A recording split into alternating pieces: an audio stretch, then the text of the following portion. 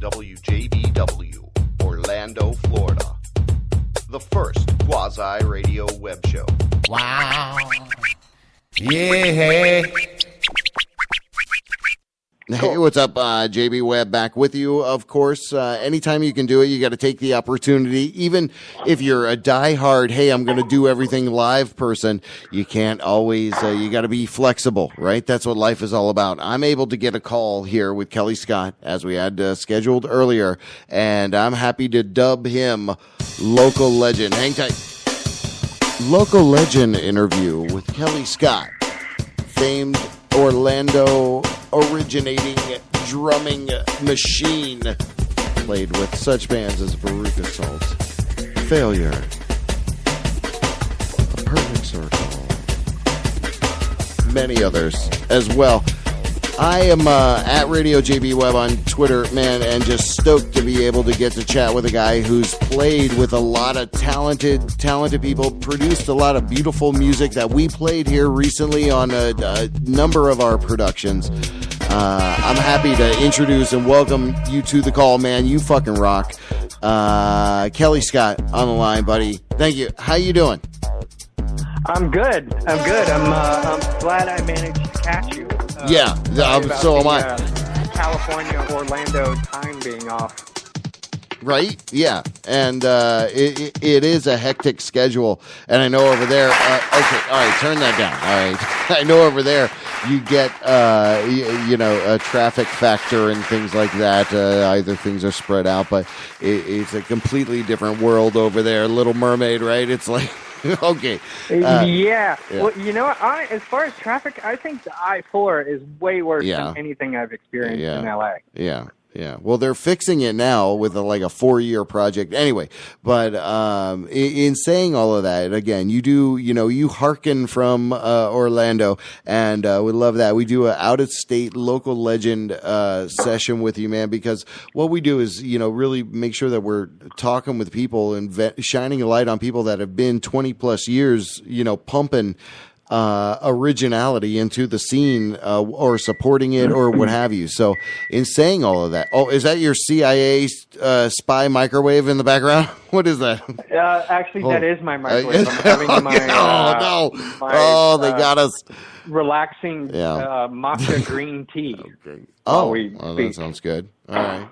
Yeah. Interesting. I got nothing to hide, though. They can spy on me all they want. Okay. Yeah. Well, there you go. That's how you have to be. On the line with Kellie Scott, again, over there in California, originally hails from Orlando. So let's talk a little bit about, your career in general. We'd love to get to people's origins. So were you all, as you're tapping on something now, were you always, drummer-esque type or, what was your first acquaintance with music? It started with my older brother giving me his Kiss collection that he had outgrown. Okay. In Orlando. I guess it was probably in about, 1978, 1979. Mm. And I would just run home from school every day and play dress up and totally rock out to Kiss Alive too. With tennis rackets, and I shattered the entire family pack of tennis rackets. Right. And kind of became a drummer by default. The only thing left were Lincoln Logs and pots and pans. So you were just totally like Stomp out there or whatever. Yeah, I mean, that's kind of literally how it happened. Right. And soon after that, my parents wound up getting me my first drum set. That's cool. Okay. So you had some kind of kinship to it, or it was almost, overly evident, and you said, hey, I'm going to latch onto this. And that's what is interesting to me is, again, when people have more of an inclination, to do something, it's an overdriving force, that kind of drives you. So, and speaking of that, if you can, do you remember any bands you were, in Orlando when you were here in Orlando? Were there some bands you remember? Because I had. I left Orlando really young. I was 17, a week out of high school. So, damn.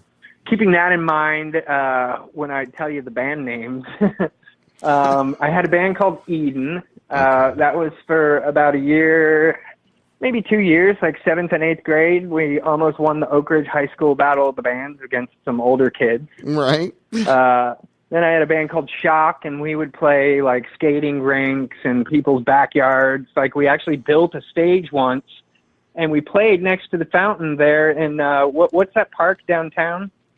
Eola? Yeah, Lake Eola. It wasn't nearly as nice as it is now. Yeah. I remember that because we built this stage and we were set up in the wind of the fountain. So we were getting sprayed by the fountain, and the stage was so big it wasn't like we could just tear it down and start over. Right. And then I think probably the coolest, most legit thing I did was a band called First Strike, and it was with older guys, and I actually started playing some of the local bars. Okay. Like the more seedy ones, none of the like Fern Park or right. I don't even know if that's still around. What was one of the places we used to play a lot with called Al's Bar. It was like right on Oak Ridge Road and Orange Avenue. It was like sort of a biker bar. Okay. And we would do covers, like a lot of Iron Maiden and Judas Priest and, Scorpions, early 80s Scorpions. And I was the singer and the drummer. See, that's awesome. See. Yeah. Well, I think it was by default because I was so young. My voice was still a little high, and I was the only one that could hit those notes. Right. Moved shortly thereafter. I moved out to LA and found myself in the right place at the right time. That's a young age. Pretty quickly. So give us that trajectory because that's what I think is mother effing badass because you've played with a lot of great people and so kind of give us a trajectory from there. Okay, 17, you go out there to LA. Well, I mean, it was kind of. I mean, you got to imagine, I was just leaving home. I didn't even know how to do my own laundry yet. But I had decided that I was going to move to Los Angeles because most of my favorite bands were from here. All right. And it was stuff like Motley Crue and Rat and, sort of a little bit of the Hair, but, a lot of just cool, really rock bands also. Mm-hmm. LA was a really vibrant place at the time. Right. So I moved out, and I mean, honestly, I just started going out every night and meeting people down on the Sunset Strip. And back then you have to imagine there's like 30 to 50,000 people out on the Sunset Strip going completely bonkers every Friday and Saturday night. Yeah. And what I think my background as a military kid sort of opened me up to I just always made friends really easily. Right. And just wound up meeting a lot of people, more or less.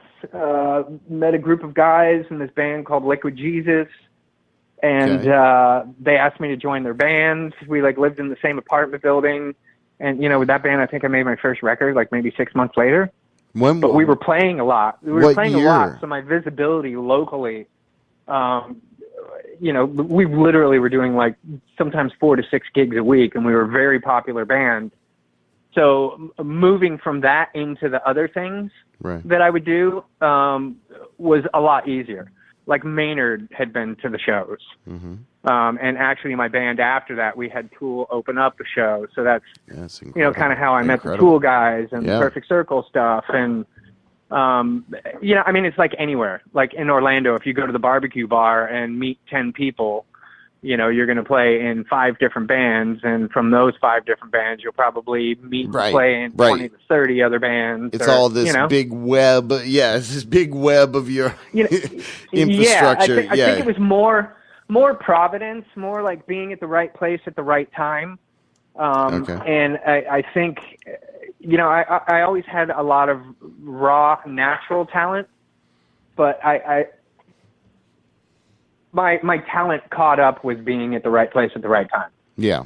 Does that make any sense? Timing is important, and it was everything because I certainly wasn't any more talented than there are tens of thousands of really phenomenal drummers out here.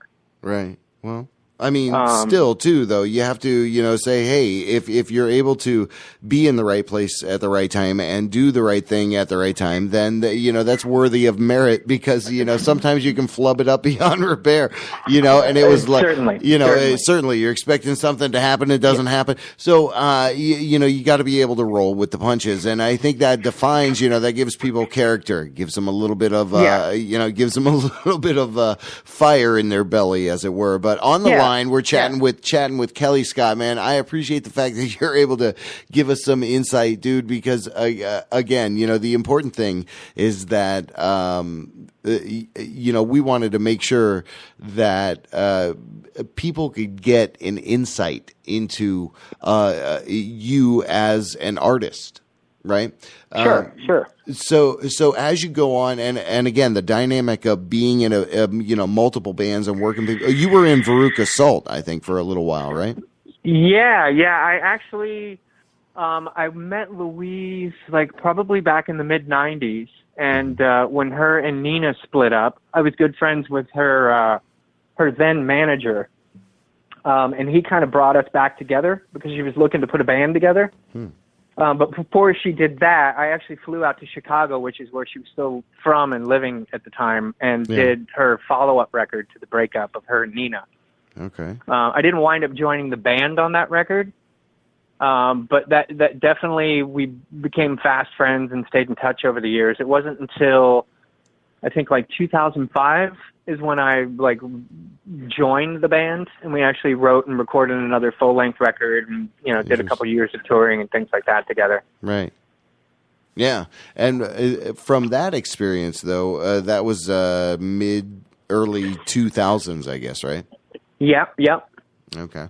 So from that experience, where'd you go from there?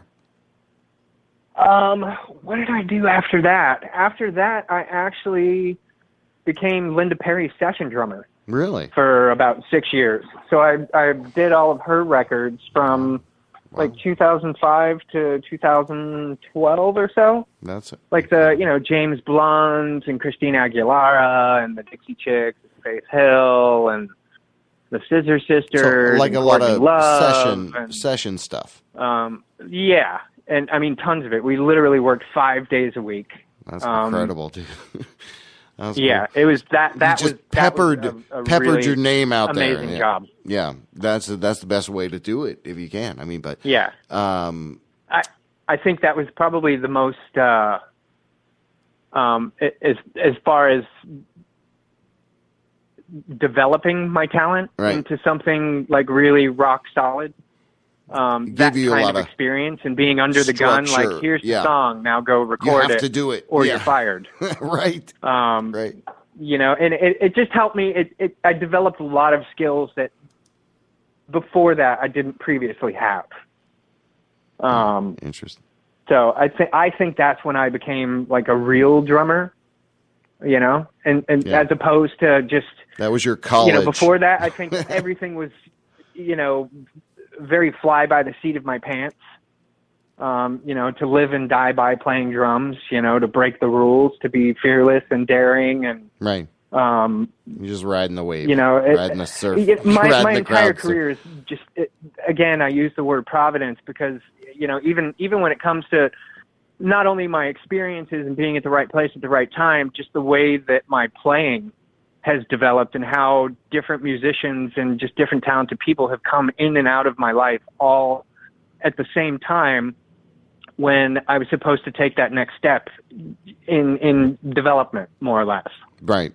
Well, see, but that's, and it's just uncanny, and it's, I'd be remiss if I tried to, take any absolute credit for it. I showed up and I always tried my hardest and I'm very serious about what I do. Yeah. But there are just a lot of really wonderful things that have happened to me that, again, I know so many talented people that don't have the same story. Yeah, and I mean, again, I appreciate the fact that we're able to connect with you. On the line with us, Kellie Scott, freshly dubbed out-of-state local legend. You rock, buddy. What's the important takeaway on this thing? I think, really is you have to feel it, you have to go with it. Almost the scarier it is, the more you need to tackle it head on. Right. For sure. Sure. Yeah. Fearlessness. Yeah. You've got to kind of just have that boldness and be able to say, "Hey, I'm gonna take this on. I'm gonna make the best out of it that I can." And I think the discipline and structure too. Well, and love. That's all important. I mean, at the end of the day, what are you willing to do for something that you say you love? Are you willing to put it all on the line over and over and over and over again? That's a good That's a good note to jump off of. Chatting with Kellie Scott, dude, you rock. Of the group Failure. Now, I saw you guys have some recent resurgence in Failure. People are going, what's this? It's almost like the undiscovered Nirvana-esque feel of it, right? It's so crazy. Like, it's cool. Since we broke up in the late 90s, and got back together. It's been about 3 years now. Our popularity has, I can't even quantify it. Like, it's a completely different scene for us today. Well, we're making new records. We actually have a new record about to come out, new live record of Fantastic Planet live. Back in October is the first time we ever played that entire record from start to finish, and we recorded the entire tour and put together a live record for everybody. Right. Well, that's freaking phenomenal, because we'd love to keep playing. I mean, the stuff you sent me to play, we played the heck out of it. And again, the more original stuff, I guess, Hot Traveler, that's more recent. But again, with that, what is it? Stay. Another one of the other tracks? Did you play the Enjoy the Silence, the Depeche Mode cover we did? Yeah, we definitely did that. We did that. And I actually remember that. Wasn't that a part of something on a VH1 or MTV, something or another? Actually, some kind of special. Me and a friend, this guy Gary Richards, put together a record called For the Masses, and it was like us and Louise and I happened to be working together on a record back in the 90s. We contributed a song to that also as Veruca Salt. Okay. Smashing Pumpkins were on it. Band called God Lives Underwater. Right. A lot of phenomenal bands. I think it came out in probably around 97, 98. Yeah. See, and that's, I guess, where, I don't know, there's an authenticity to it that I think today there's a hunger, for authenticity. So, it's actually great to see, we even talked about it. We're like, Tool is touring, and we talked about that on a previous episode, but, the point is that almost with a apparent, unidentifiable figurehead for a country nation, we almost go into the loving arms of rock and roll so willingly. We're like, oh, I love you. I love you, rock and roll. Metallica's coming here. It's so fantastic. I think if anything, the next 4 years are going to be good for that. Right. I mean, if one thing. So anyway, Kellie Scott on the line, dude, you fucking rock. I appreciate the fact again that we're able to connect, in our humble little thing that we do. Again, you've been rocking the scene for 20 plus years. We hope you do it for 20 plus more. And again, appreciate the fact that you were able to give us some time and call in, buddy. You rock. All my pleasure. Thank you. Yeah, fantastic. I am at Radio JB Web on Twitter. Go Google Failure Music Los Angeles. Just go look it up. We put plenty of links out there. And again, we played a number, and send us the new stuff whenever you can. We'll air it out. Okay. Yeah. We're actually writing right now. There you go. Fantastical. All right, buddy. You rock. Hang tight. WJBW. We'll be right back. WJBW Orlando, the very first quasi-radio web show.